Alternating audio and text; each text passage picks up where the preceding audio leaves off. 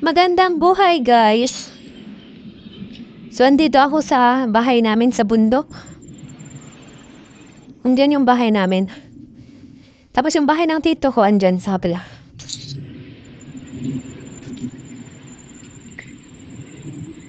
So, yan na yung luya na nasa unang video natin.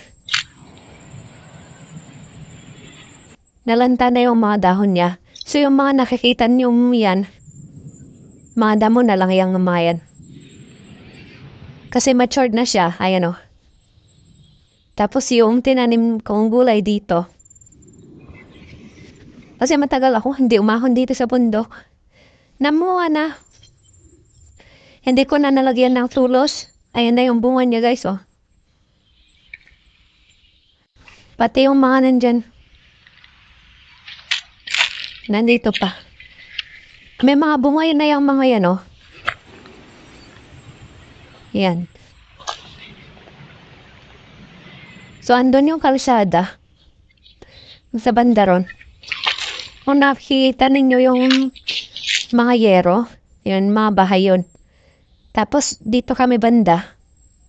Nandun yung bahay namin. Ayun yung kalsada, tapos dito kami. Tapos yung luya natin sa Area 1, nandun lang din sa taas ng bahay. Dito yung bahay namin, tapos andun. So, hindi masyadong makita. Ayan. Ito, luya din yung nandyan, pero luya ng yun. Pinsan din namin. Nung sa amin dito banda. Tapos nandito yung bahay. Yan yung highway. National Highway yan, guys.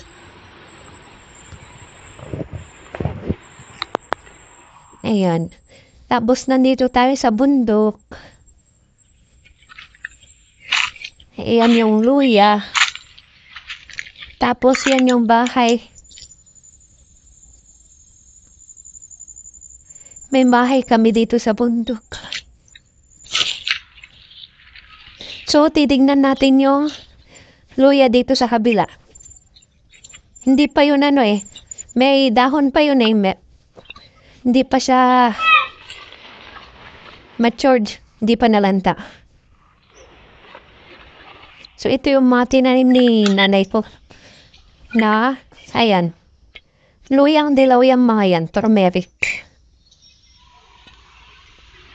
Tinamnan niya yan mga Madali lang mabuhay ang turmeric. Basta, tanggalan mo lang na mga damo. Kapag masukat na, damahan mo lang. Mabubuhay yan. So, andito yung luya natin. Sa kabila. Ayan. Malapit lang siya. Dito sa Ayan. So, nagumpisa na rin manilaw yung mga dahon. Tapos yung isang luya natin, nandun banda. Tapos yung isa naman, nandyan sa kabila. Ayan ang ating view dito.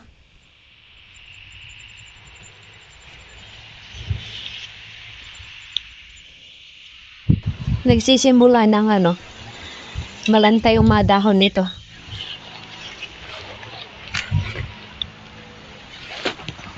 Ayan, yung bunga na laman na ating luya. So, medyo maliit ang mga nito.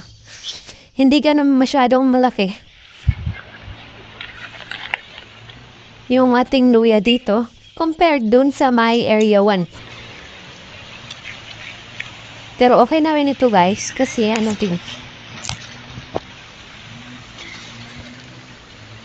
luya pa rin yan. Luya pa rin naman siya.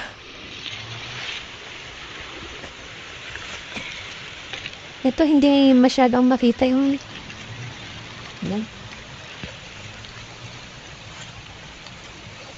Meron ding maliliit, merong malalaki. Ayan ang masukal na. So, hindi na natin tinatanggal yung damo niyan, guys, kasi sa I-harvest na natin yan ng January. First week of January, pwedeng na may harvest yan. Kasi nalanta na yung mga dahon yan. Sa ano.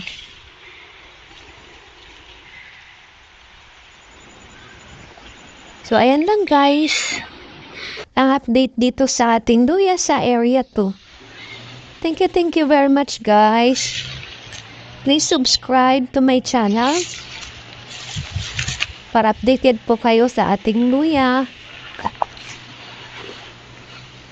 Kasi upload po natin yan ng January kapag i-harvest na po natin. I-upload natin yan. So, abang-abang na lang kayo guys. Ayan. Nalalanta na yung mga dahon.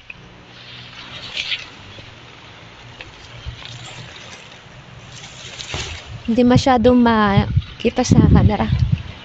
Yung aso natin, oh, andun. Sa may luya. Ayun.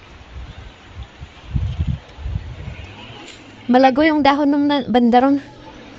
So, lapitan natin. Ayan. Malago yung banda rito.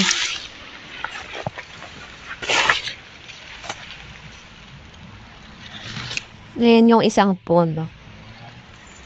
Hanggang dito. Yung bunga niya. Tapos doon.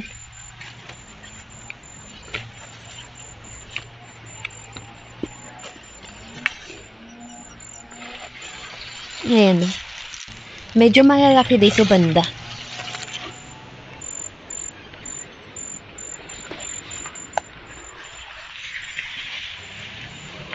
Compared dun sa bandaron, simula dyan, pababa, medyo maliit na. Kasi hindi natin masyadong naalagaan ito dahil nung nasira yung ating luya dyan sa banda dyan, yung lagi nating ina-sprayhan noon. Makikita nyo yun guys sa una nating video. Kasi may bulok doon sa luya natin sa dyan sa kabila. Kaya doon tayo nag-focus. Hindi na natin na naasikaso. Pero kahit na ganon, malalaki pa rin naman itong dito. Luya natin dito. Hindi nga lang siya ganun kalakihan, pero okay na rin basta importante. Wala siyang sakit. Hindi nasira. So, ayan. Malalaki dito, guys. Malalaki yan dyan. Dito lang talaga banda. Diyan, pababa. Ayun, makikita nyo naman, nag-yellow na dun. Yun yung, medyo maliit yung laman. Pero okay na rin. So, ayun guys, thank you very much sa panonood. Please subscribe. Thank you very much para updated po kayo lagi sa ating luya. Yan. Thank you guys.